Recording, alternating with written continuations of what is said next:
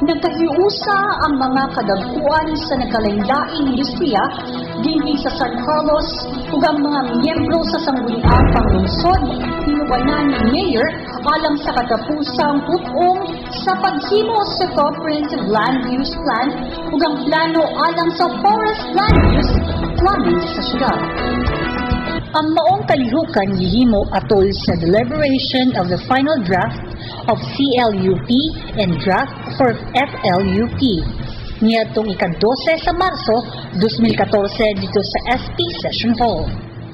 Si City Mayor Gerardo P. Valmayor Jr. nagkanayon nga importante gayod ang CLUP alang sa syudad ilabi na sa pagdumala sa kalikupan tungod kay ubay-ubay na ang mga industriya ang namuhunan dinhi sa dakbayan o kinahanglan gayod ang insakto nga paggiya kanila pinagi sa CLUP o FLUP aron tawhay ang paglambo sa syudad inubanan sa paglambo usab sa kinayahan. Ang maong panagtipon naghisgot usab kabahin sa zoning ordinance nga pagahimuon unya aron mamahimong sundanan sa sulod sa 10 ka tuig nga plano kung 2014 to 2023 period plan din kinahanglan gayud nga hatagan og probisyon ang kabahin sa pagdumala ug pagpangandam batok sa mga kalamidad nga dala sa climate change sama sa baha, linog ug landslide aron makab-ot ang tumong nga mapalambo ang kabukiran, kadagatan ug ang syudad nga sentro sa komersyo. Ang consultant sa CLUP nga si Riquito V. Bilosilio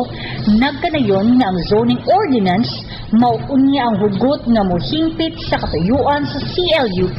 ilabi na sa probisyon kabahin sa pagdumala sa kalikupan ug pagpatuman niini aron hapsay ug luwas ang syudad sa mga kalamidad nga kasagaran niabot sa ubang lugar dinhi sa Pilipinas.